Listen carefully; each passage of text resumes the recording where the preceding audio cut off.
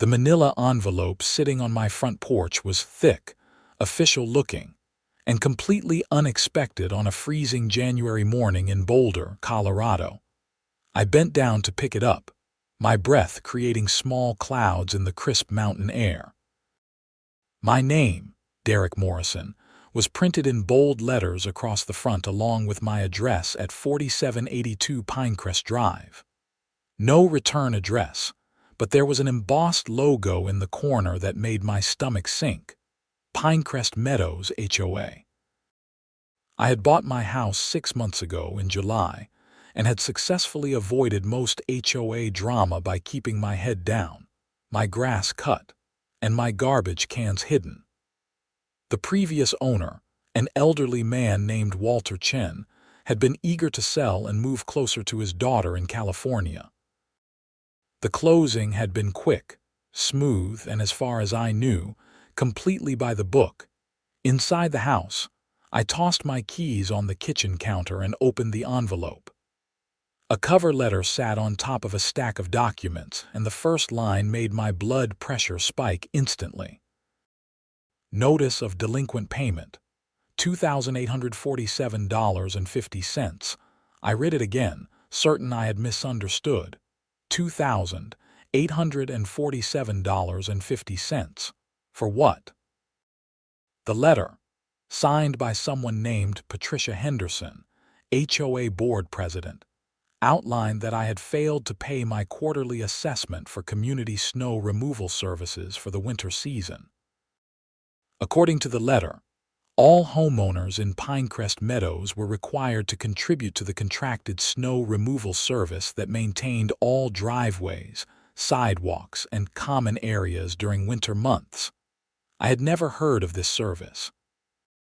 I had been shoveling my own driveway and sidewalk since the first snow in November.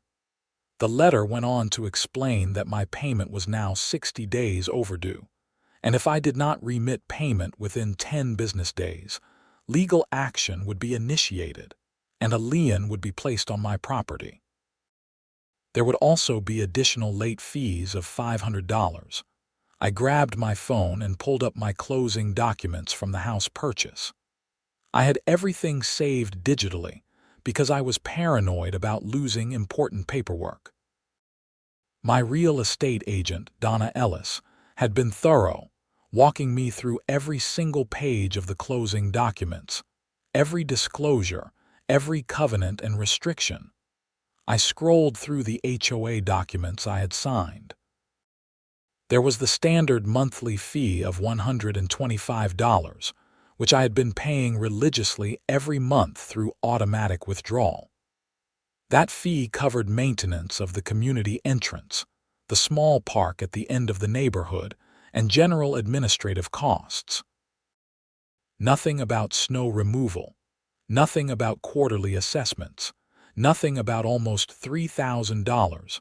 I needed to see the original contract they were referencing.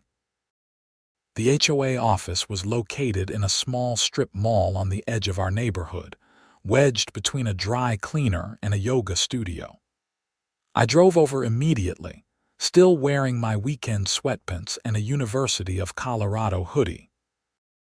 The office was surprisingly nice inside, decorated with fake plants and motivational posters about community and togetherness. A young woman sat at the front desk, typing on her computer. Her name tag read Jennifer. "Hi, I need to speak to someone about this notice I received," I said, holding up the envelope. Jennifer looked up with a practiced smile that didn't reach her eyes. "Do you have an appointment?" "No, but this is urgent. They are demanding almost $3,000 from me for something I never agreed to." Her smile faded slightly.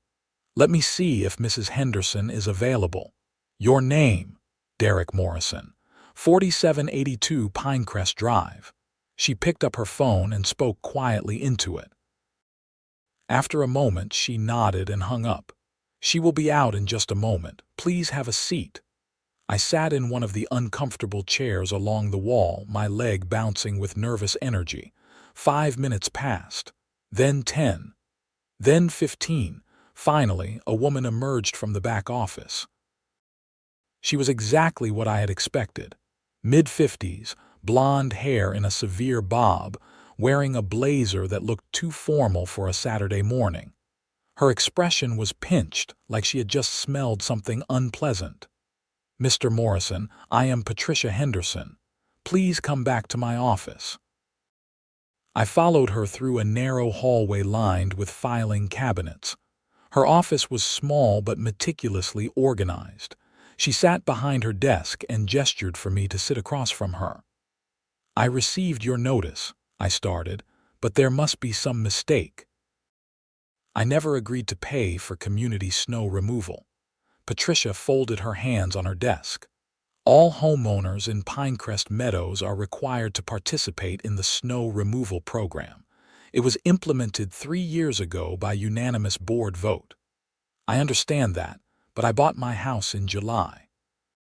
Nothing in my closing documents mentioned this fee. The previous owner was responsible for informing you of all community obligations. That is what disclosure documents are for," I said, trying to keep my voice level. "I have all my paperwork. There is nothing about snow removal." Patricia opened a folder on her desk and pulled out a document. "This is the Community Covenant Amendment from 3 years ago. All homeowners were mailed copies, and it was posted on our community website for 90 days before implementation. Failure to object constituted agreement. I was not a homeowner here 3 years ago. The covenant runs with the property, Mr. Morrison. When you purchased the home, you assumed all obligations and responsibilities." I took a deep breath. "Then show me where I signed something agreeing to this specific fee." Patricia's expression hardened. "Your purchase of the property constitutes agreement to all existing covenants, whether you read them or not. So you are saying that somewhere in the thousands of pages I signed at closing, there was mention of this $3,000 fee?" "Not in your closing documents, no. But the covenant is on file with the county and is part of the property deed restrictions. So I was supposed to go to the county and request additional documents beyond what was provided at closing. Due diligence is the responsibility of the buyer, Mr. Morrison." I could feel my face getting hot.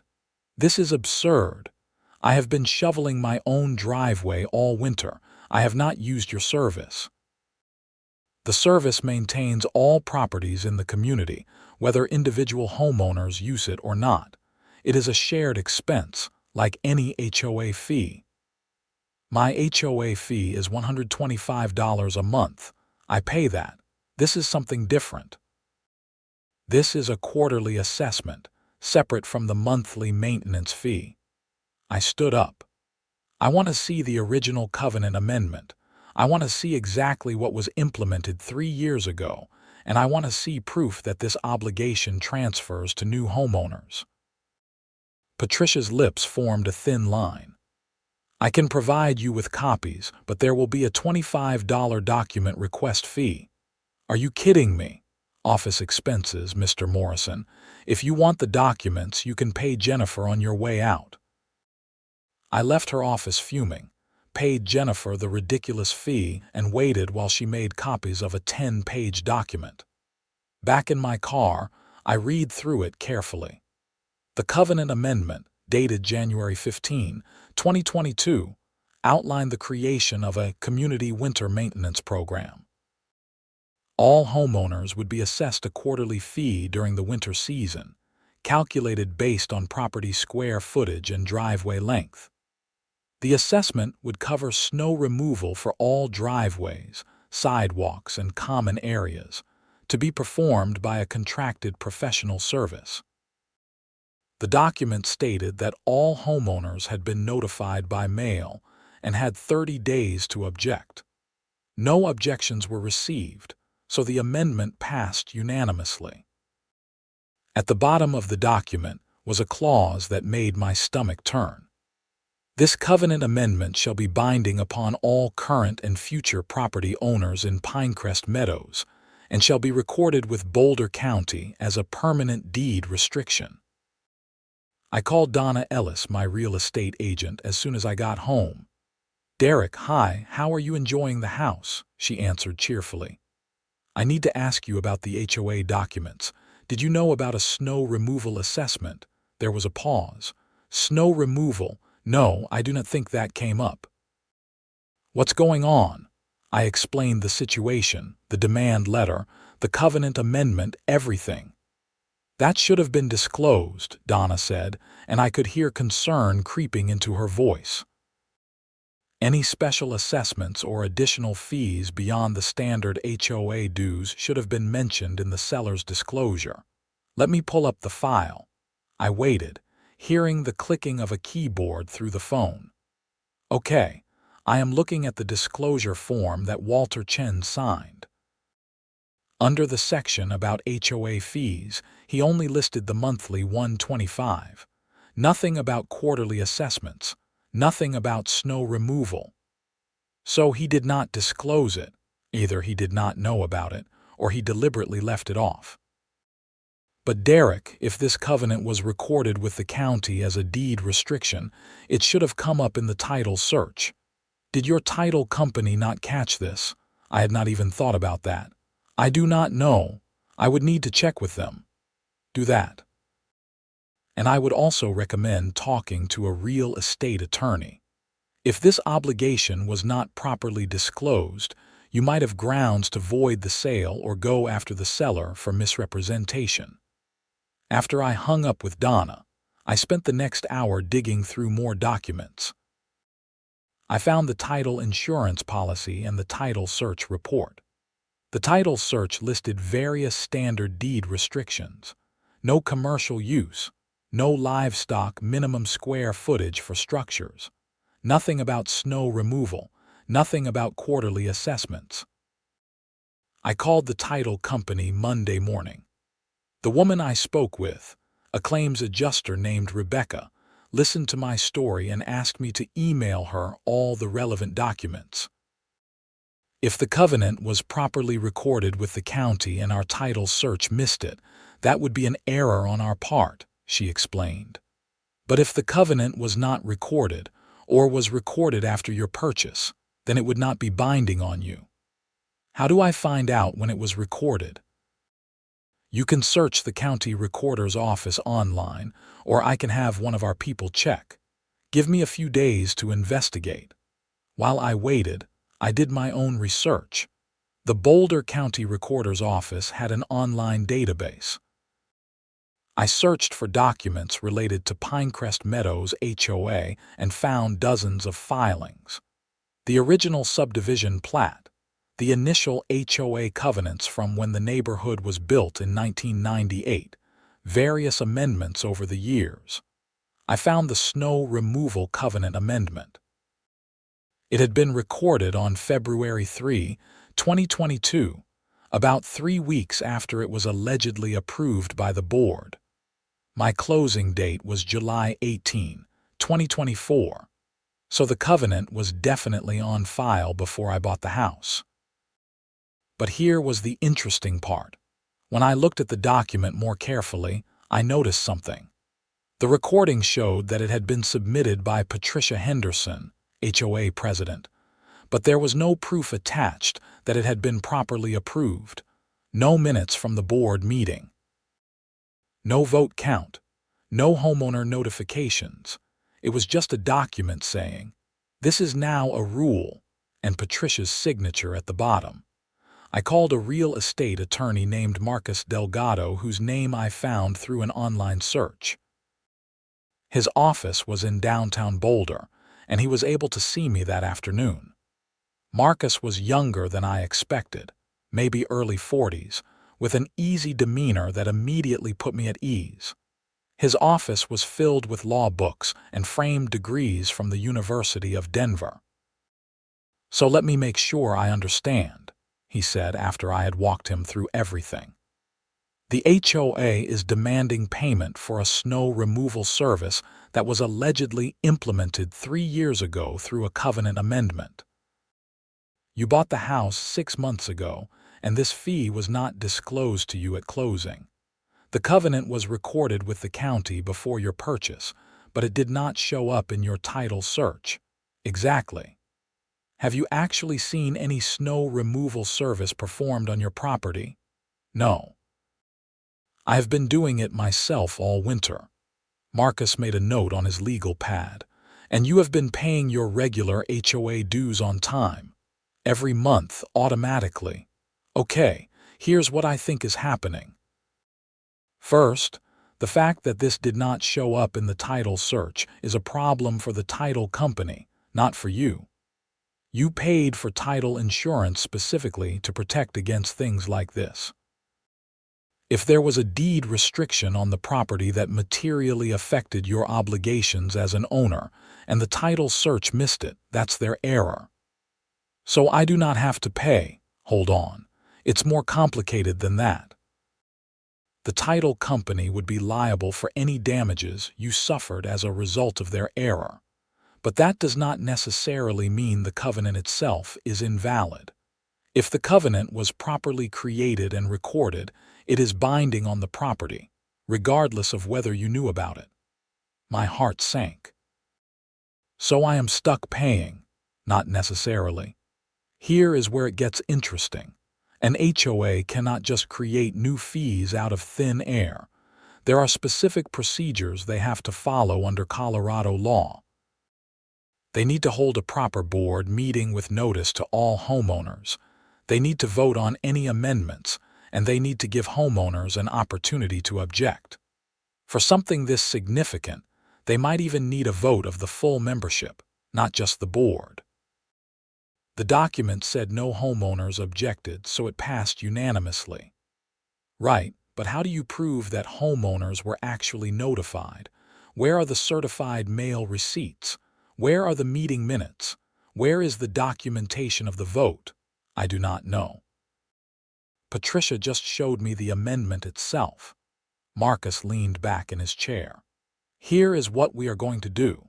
I am going to send a formal demand letter to the HOA requesting all documentation related to the creation of this covenant amendment. Board meeting minutes, homeowner notifications, voting records, everything. Under Colorado law, homeowners have a right to inspect HOA records. If they cannot provide proof that this amendment was properly created, then it's not valid and you do not have to pay. And if they can provide proof, then we look at other options.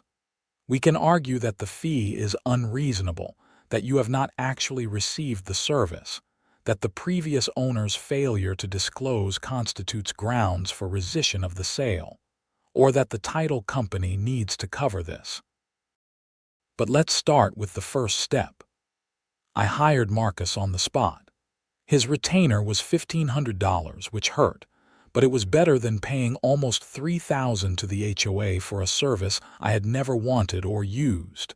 Marcus sent his demand letter to the HOA the next day. It was 5 pages of legalese, but the core message was clear.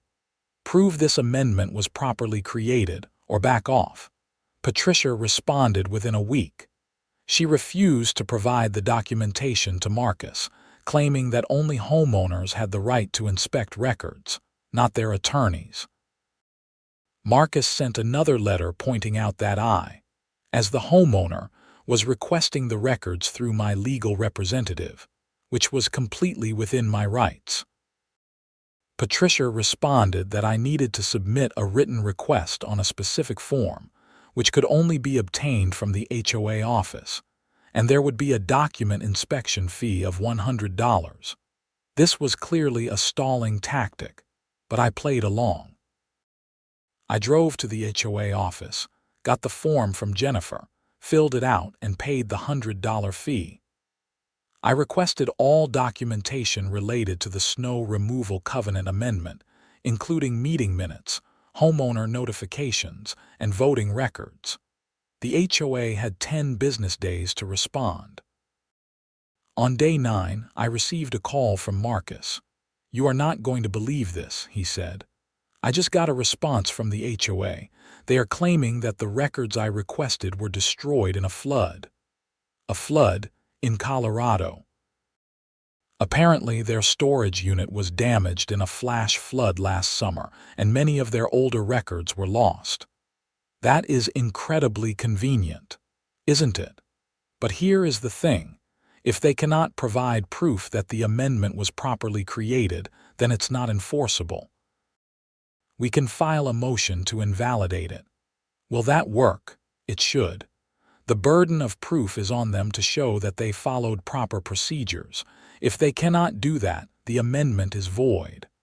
I felt a surge of hope for the first time in weeks. But Marcus continued. However, there is one problem. The amendment was recorded with the county. That creates a presumption of validity. A judge might rule that since it is an official recorded document, it is enforceable unless we can prove it was improperly created. So we are stuck. Not necessarily. I have another idea. I want to talk to some of your neighbors. If this amendment really was created 3 years ago and all homeowners were notified, then someone should remember it. Let's see if anyone actually knew about this supposed snow removal program. That weekend, I went door to door on my street, talking to neighbors I had barely met. There were 12 houses on Pinecrest Drive, including mine. At the first house, an older couple named Harold and Janet Simmons answered. They had lived there for 15 years. Snow removal program. Harold said, scratching his head. I do not remember anything like that. We have always done our own snow removal. Do you remember getting any notices from the HOA about 3 years ago? I asked. Janet shook her head. Honey, we get so much junk mail from the HOA. I do not read most of it.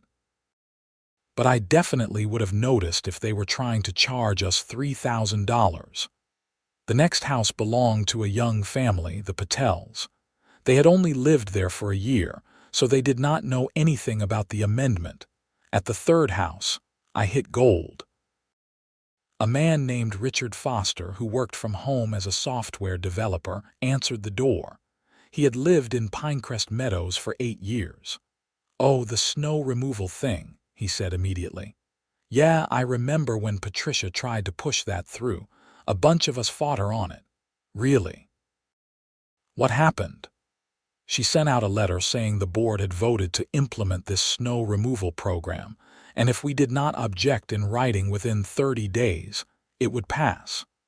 But when several of us went to the next board meeting to object, she claimed we had missed the deadline. Said our objections did not count. Did you object within the 30 days? I did. I sent a certified letter. I still have the receipt somewhere. My heart was racing. Would you be willing to testify to that? Richard's eyes narrowed. Are they trying to enforce that again? I thought it died after all the pushback. They are demanding I pay almost $3,000. They said no one objected, so it passed unanimously. That is complete garbage. At least 5 homeowners formally objected. Patricia just ignored us.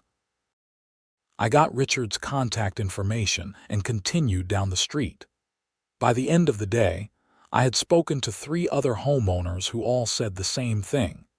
They had objected to the amendment, and Patricia had ignored their objections. I brought this information to Marcus on Monday morning.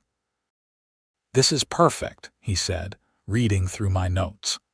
If we can prove that homeowners formally objected and the HOA ignored those objections, then the amendment was not properly approved. It should have required a new vote or additional procedures. So what do? We file a lawsuit. We challenge the validity of the amendment and ask the court to declare it unenforceable. We also go after them for fraud and violation of Colorado HOA laws. How long will that take? Could be several months. But in the meantime, I will also file for an emergency injunction to prevent them from placing a lien on your property or taking any enforcement action. You should not have to pay while this is being litigated. Marcus filed the lawsuit on Tuesday. I named Patricia Henderson, the HOA board, and Pinecrest Meadows HOA as defendants. The lawsuit alleged that the snow removal covenant amendment was improperly created, that homeowner objections were ignored, that the HOA failed to follow proper procedures under Colorado law, and that demanding payment for a service I had neither requested nor received constituted fraud. The injunction was granted on Thursday, preventing the HOA from taking any action against me while the case was pending. Patricia responded by calling an emergency board meeting and sending a letter to all homeowners claiming that I was a disruptive influence who was trying to undermine the community. The letter was so over the top that several neighbors actually called me to express their support. Apparently, Patricia had been a thorn in everyone's side for years, but no one had had the time or energy to fight her. Richard Foster, the software developer, was particularly angry about the letter. He called me on Friday night. "I talked to my wife about your lawsuit," he said. "We want in. If you are going after Patricia for this snow removal scam, we want to be part of it. You did not get charged for this year. No, but only because I threatened to sue them when they sent me the bill last year." Patricia backed off, but I know she has been looking for an excuse to come after me again. If we can kill this amendment for good, I want to help.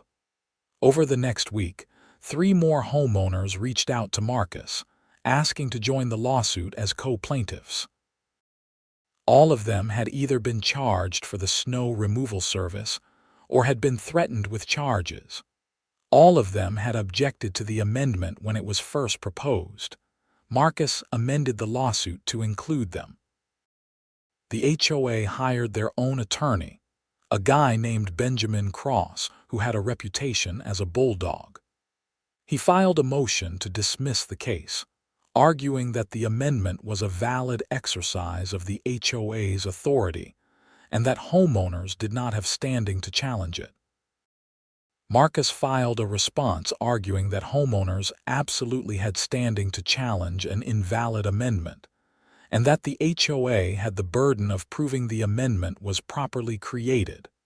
The hearing was scheduled for late March, about 6 weeks after the lawsuit was filed.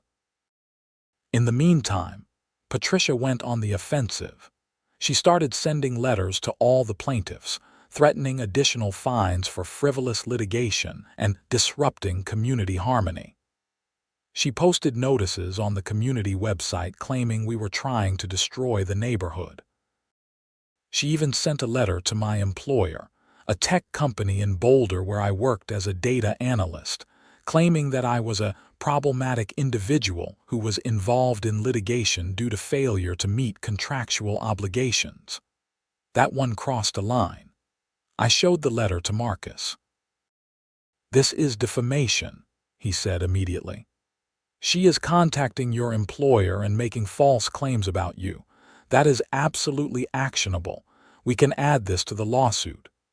Marcus filed an amended complaint adding claims for defamation and intentional infliction of emotional distress. He also sent a cease and desist letter to Patricia personally, warning her that any further contact with my employer or other third parties would result in additional legal action. Patricia finally backed off, at least on that front. The hearing in March was held in Boulder County District Court. Marcus had prepared thoroughly, with binders full of evidence. The testimony of homeowners who had objected, the lack of documentation from the HOA, the inconsistencies in Patricia's story. Benjamin Cross, the HOA's attorney, argued that the amendment was valid because it had been recorded with the county and because homeowners had been given an opportunity to object. "Your Honor," Marcus countered, "the HOA cannot produce a single piece of evidence that homeowners were actually notified. They claim records were destroyed in a flood, but we have testimony from multiple homeowners who say they either were not notified or their objections were ignored. The burden of proof is on the HOA to show they followed proper procedures, and they have completely failed to meet that burden." The judge, A no-nonsense woman named Catherine Brennan listened carefully to both sides. At the end of the hearing, she said she would issue a written ruling within 30 days. Those 30 days were excruciating. I tried to focus on work, on my normal life, but the lawsuit hung over everything. I kept checking my email obsessively, waiting for news from Marcus. Finally, in mid-April, the ruling came down. Judge Brennan sided with us on almost every point. She found that the HOA had failed to prove the amendment was properly created, that there was substantial evidence of homeowners objecting, and that ignoring those objections violated Colorado HOA law. She declared the snow removal covenant amendment void and unenforceable. She also ruled that the HOA had acted in bad faith by demanding payment for a service that many homeowners had never received, and by threatening liens without proper documentation. She ordered the HOA to reimburse all plaintiffs for their legal fees. On the defamation claim, she found that Patricia's letter to my employer constituted defamation per se, because it falsely implied I had failed to meet financial obligations. She ordered Patricia to pay me $15,000 in damages, personally, separate from the HOA. I was ecstatic. Marcus was thrilled. The other plaintiffs were celebrating, but Patricia was not done yet. 2 weeks after the ruling, I received another letter from the HOA. This one was even thicker than the first. Inside was a new notice. The HOA board had voted to implement a special infrastructure assessment to cover the costs of the lawsuit and legal fees. Each homeowner would be charged $5,000, payable immediately.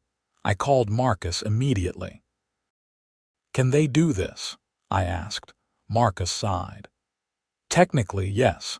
HOAs have the authority to levy special assessments for extraordinary expenses, but there are limits. The assessment has to be reasonable, it has to be properly approved, and it has to actually be for a legitimate community expense." Legal fees for a lawsuit they lost because of their own misconduct does not seem legitimate to me. I agree. Let me look into this. Marcus requested documentation of the board vote authorizing the assessment. The HOA provided meeting minutes showing that the board had voted 4-1 in favor, with only one board member, a woman named Linda Kowalski, voting against. Marcus also discovered something interesting. Patricia Henderson had a financial interest in the snow removal company that was supposed to be providing the service. Her brother-in-law owned the company. This was a clear conflict of interest and potentially a violation of Colorado HOA laws, which required board members to disclose any financial relationships with vendors. Marcus filed an emergency motion to block the special assessment and to compel the HOA to disclose all financial relationships between board members and HOA vendors. The HOA fought back, but they were on increasingly shaky ground. Benjamin Cross, their attorney, seemed to be getting tired of defending Patricia's actions. In a court filing, he actually distanced himself from some of her decisions, noting that he had advised against certain courses of action, but his advice had been ignored. The hearing on the special assessment was held in May.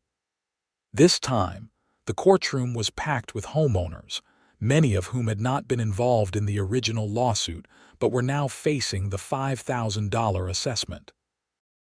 Marcus presented evidence of Patricia's conflict of interest, the fact that the snow removal service had never actually been performed for most homeowners, and the pattern of misconduct by the HOA board. Judge Brennan was visibly frustrated. "This is the second time this HOA has appeared before me in as many months," she said. "And once again, I am seeing a pattern of disregard for proper procedures and homeowner rights. I am starting to wonder if there are larger issues at play here."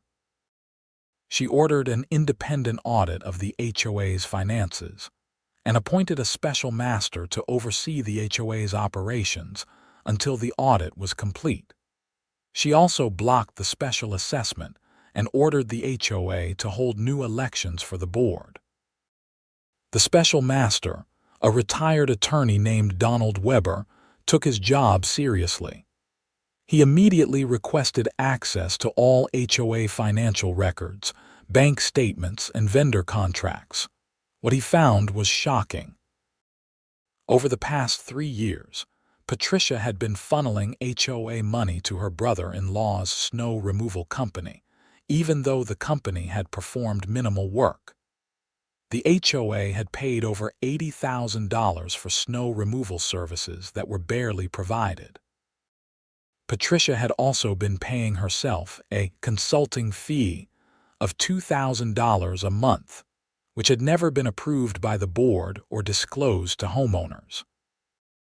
There were other irregularities: inflated charges for landscaping, suspicious reimbursements for administrative expenses, and credit card charges for personal items. Donald Weber filed a detailed report with the court in June. His conclusion was clear. Patricia Henderson had been embezzling HOA funds for years. Judge Brennan referred the matter to the Boulder County District Attorney's Office.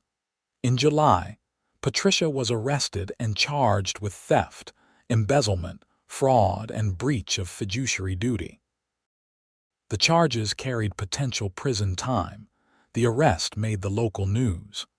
I watched the footage of Patricia being led out of the HOA office in handcuffs, her face red and furious. Part of me felt vindicated. Part of me just felt tired. The HOA held emergency elections for a new board. Linda Kowalski, the one board member who had voted against the special assessment, was elected as the new president.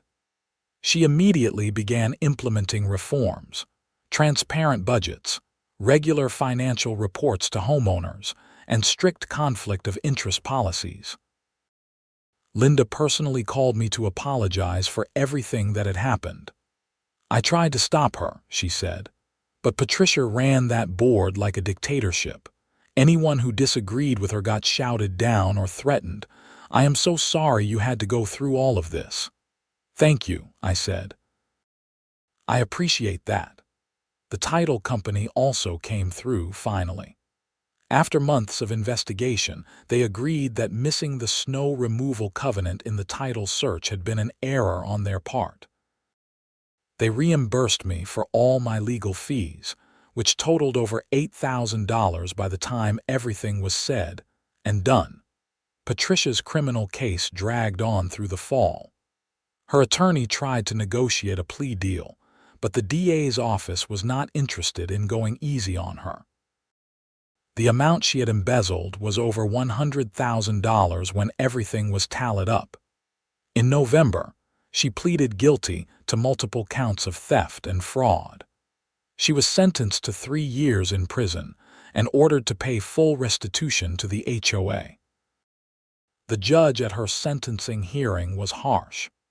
"You were entrusted with the responsibility of managing your community's finances and acting in the best interests of your neighbors," he said. "Instead, you abused that trust for personal gain. You bullied homeowners, ignored their objections, and when you were challenged, you doubled down on your misconduct. This kind of behavior cannot be tolerated." I did not attend the sentencing, but Richard Foster did. He called me afterward to tell me about it. "She did not show any remorse," he said.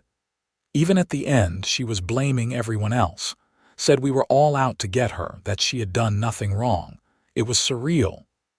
The HOA slowly recovered. Linda and the new board implemented the reforms they had promised. The monthly dues were actually reduced because the HOA was no longer paying for services that were not being provided.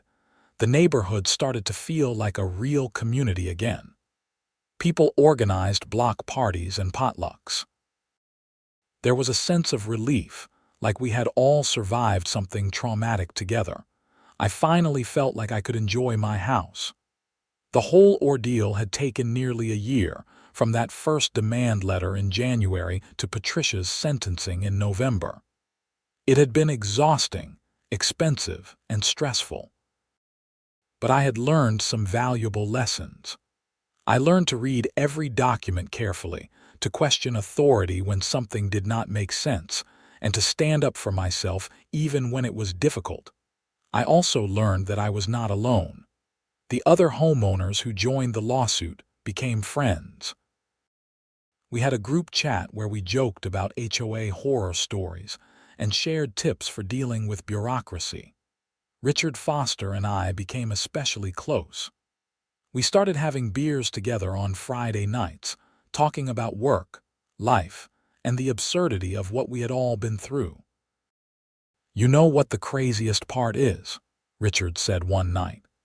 "Patricia probably could have gotten away with it if she had not been so greedy, if she had just charged reasonable fees and actually provided some services. No one would have questioned her. But she got cocky." "Pride comes before the fall," I said, raising my beer. "To pride," Richard said, clinking his bottle against mine, "and to never trusting an HOA board without documentation." In December, I received a final check from the court, my share of the restitution from Patricia. It was not the full amount I had been owed, because Patricia did not have enough assets to pay everyone back completely, but it was something. $7,000, which more than covered my initial legal retainer and then some. I deposited the check and decided to do something completely frivolous with the money. I bought a professional-grade snow blower, one of those huge machines that could clear a driveway in minutes. I did not need it, really. My driveway was not that big. But every time I used it, I thought about Patricia and her fake snow removal service, and I smiled on Christmas Eve. It snowed heavily. I woke up early and cleared my driveway, then went up and down the street, clearing driveways for my neighbors. Harold and Janet Simmons brought me hot chocolate. The Patels invited me to their holiday party. Richard helped me finish the last few driveways, and we stood in the street afterward, watching the sun come up over the mountains. "Not a bad way to end the year," Richard said. "Not bad at all," I agreed. The whole experience had been a nightmare, but it had also brought me closer to my community in ways I never expected. I had moved to Colorado for a fresh start, for the mountains and the outdoor lifestyle. I had found that, but I had also found something else. Neighbors who had my back, a sense of belonging, and the satisfaction of standing up to injustice. Patricia Henderson had tried to bully me into paying for a service I never agreed to. She had threatened my property, my finances, and even my job. But in the end, justice prevailed. She was in prison, the HOA was reformed, and I was sitting on my front porch with a cup of coffee, watching the snow fall, feeling more at home than I ever had. The manila envelope that had started it all was long gone, buried in a box of old documents in my basement. But I would never forget it. It had been a wake-up call, a reminder that you cannot just assume people in positions of authority are acting in good faith. Sometimes, you have to fight back. Sometimes, you have to demand documentation, hire a lawyer, and take a stand. It is not easy, it is not fun, and it is definitely not cheap. But it is worth it. As I sat there watching the neighborhood wake up, I thought about how different things could have been. If I had just paid the initial demand, I would be out almost $3,000 for a service I never used. Patricia would have continued embezzling from the HOA. Other homeowners would have been bullied into compliance. Instead, one moment of questioning, one refusal to accept an unjust demand, had set off a chain of events that exposed years of corruption and led to real change. I was not a hero. I was just a guy who read his contract, realized something was wrong, and decided to do something about it. But sometimes, that is all it takes. The sun was fully up now and the street was coming alive. Kids were already out playing in the snow, building snowmen and having snowball fights. Their laughter echoed through the crisp winter air. I finished my coffee and went inside to start my day. Life in Pinecrest Meadows was finally, blessedly normal.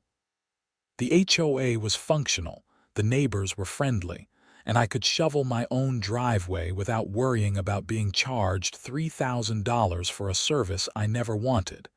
It was a good way to end the story, I thought. Sometimes the good guys win. Sometimes justice is served. Sometimes standing up for what is right actually makes a difference. And sometimes, all it takes is one person refusing to sign a check and asking a simple question. Where is the proof that I agreed to this? That question had saved me thousands of dollars, exposed a corrupt HOA president, and helped reform an entire community. Not bad for a Saturday morning and a manila envelope.